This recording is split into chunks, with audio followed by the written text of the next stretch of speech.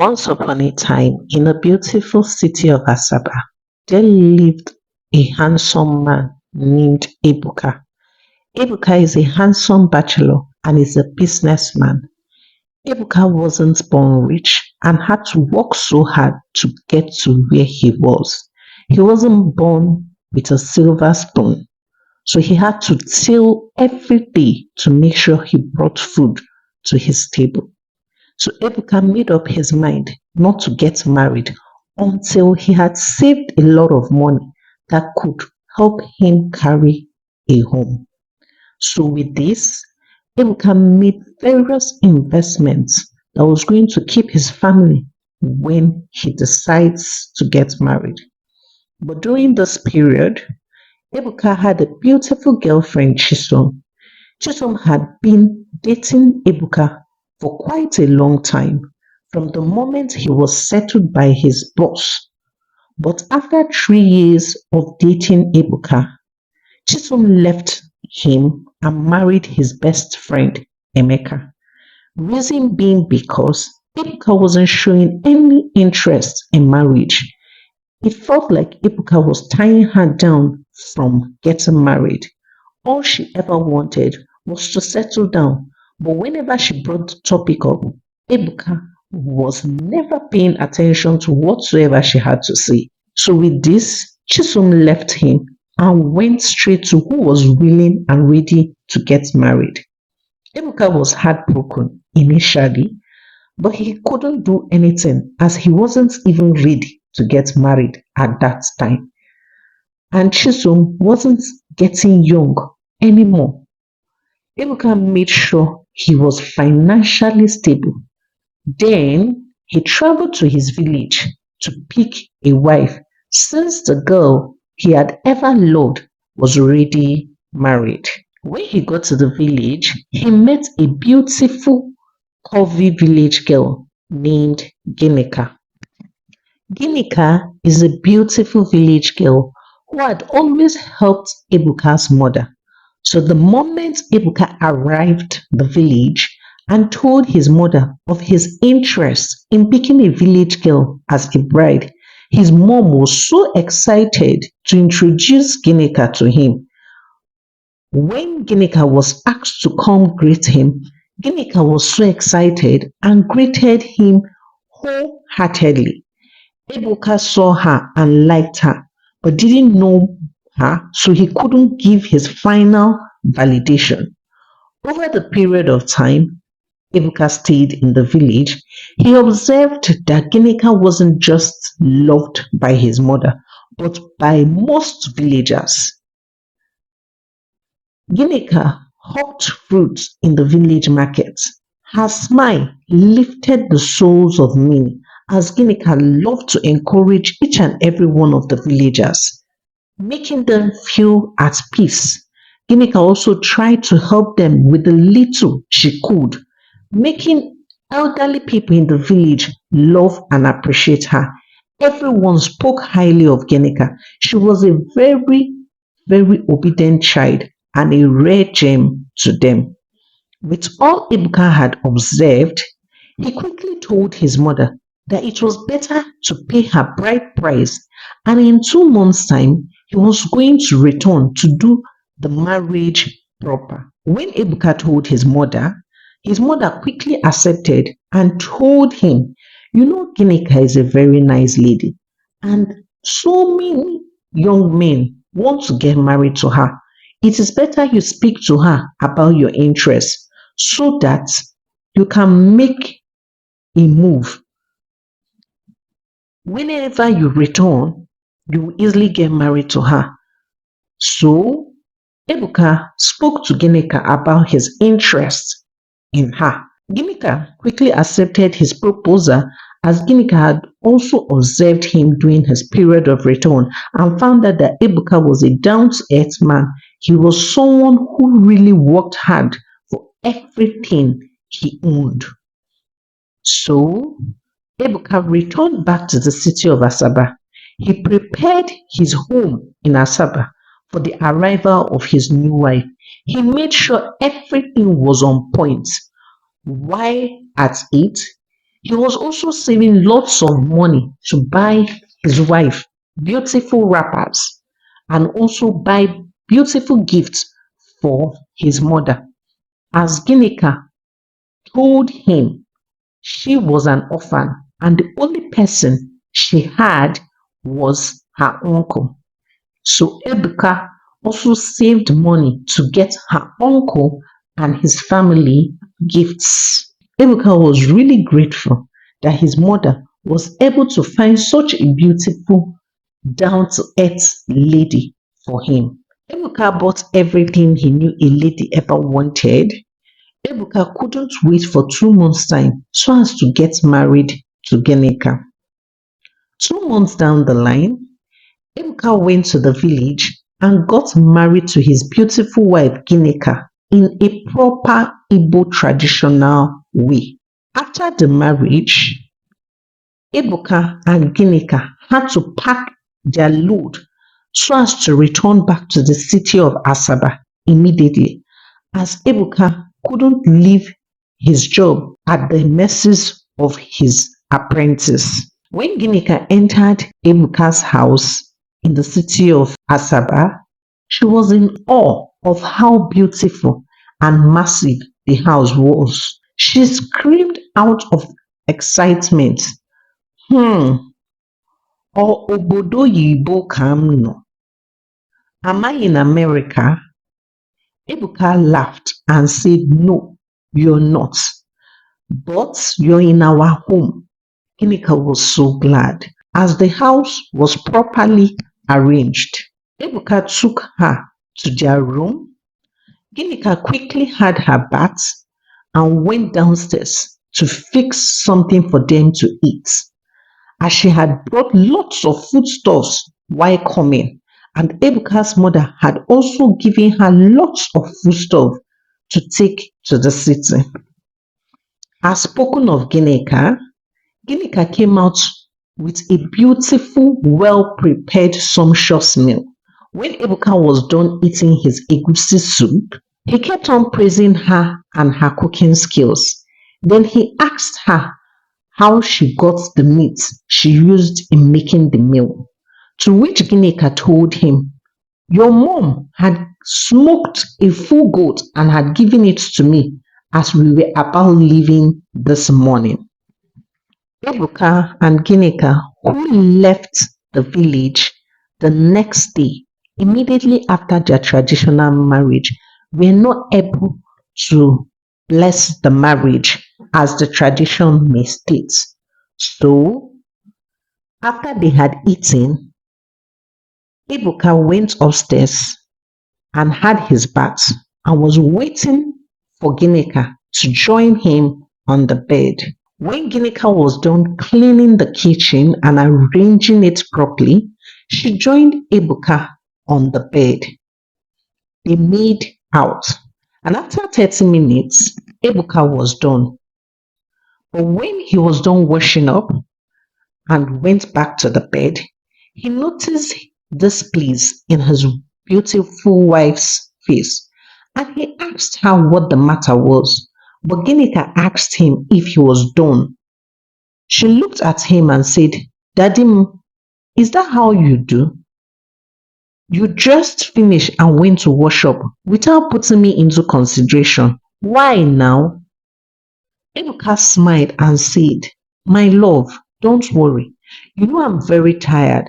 After driving a long distance, we both must be very tired. Don't worry. As time goes on, we'll get to enjoy all these things together. There is no hurry in life. Ginika said okay and went to bed.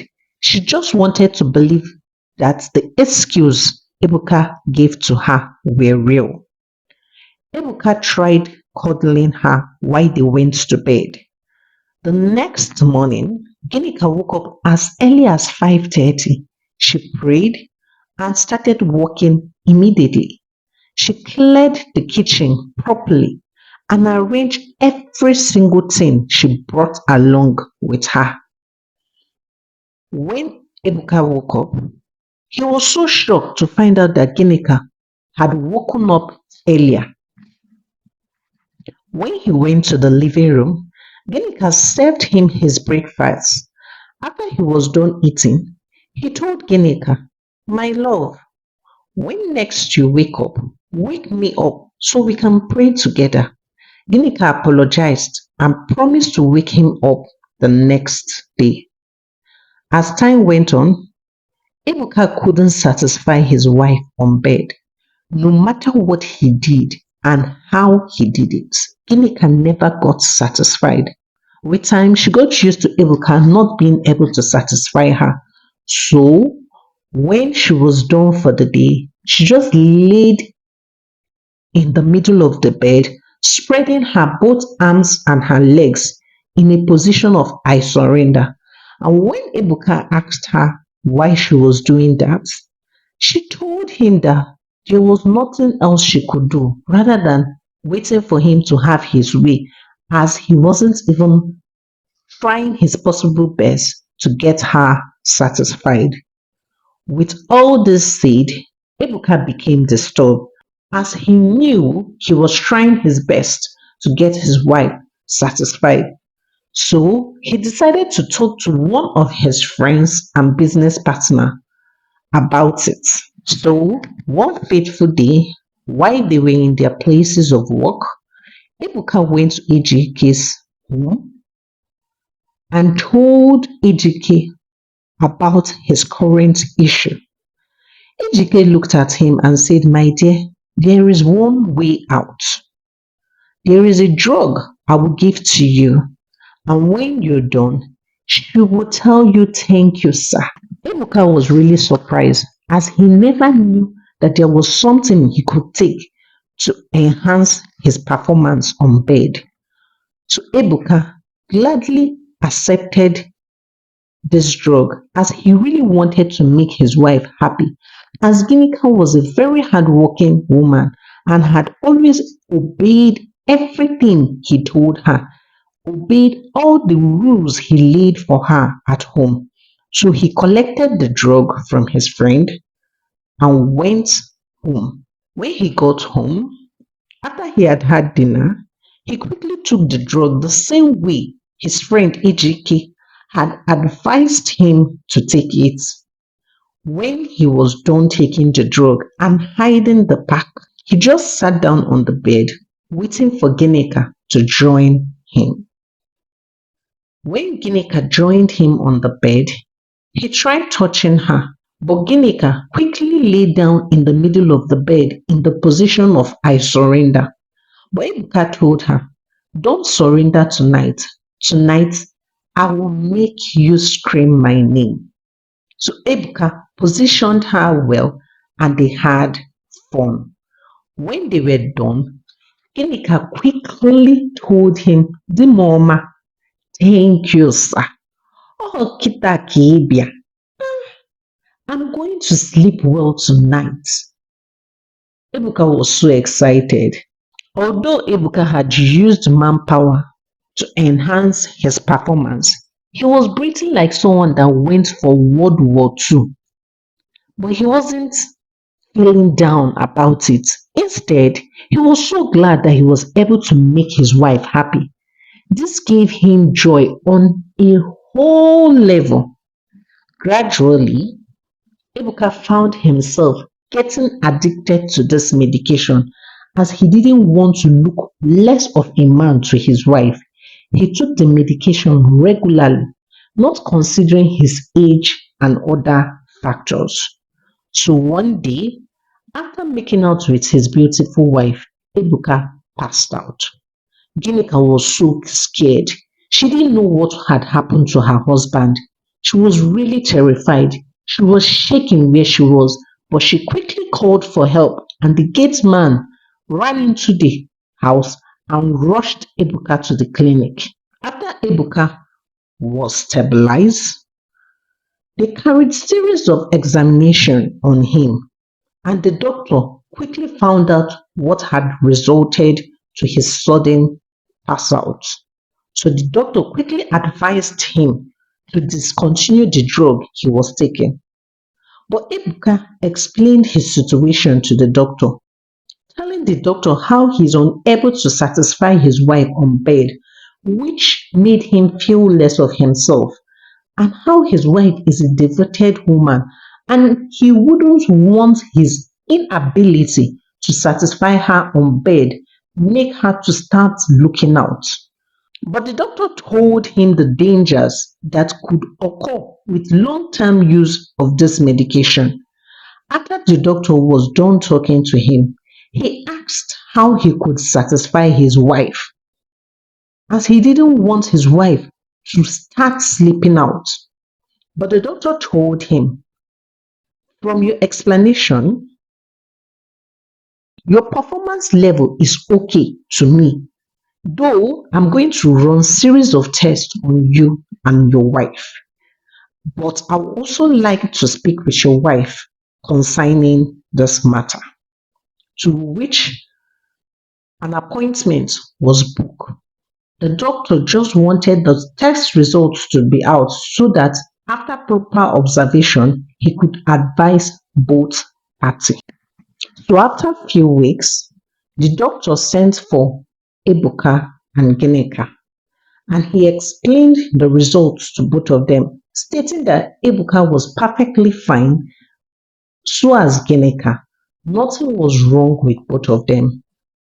Then the doctor turned and looked at Gineka and asked Gineka a series of questions concerning her health in general, her life, and her life as a child.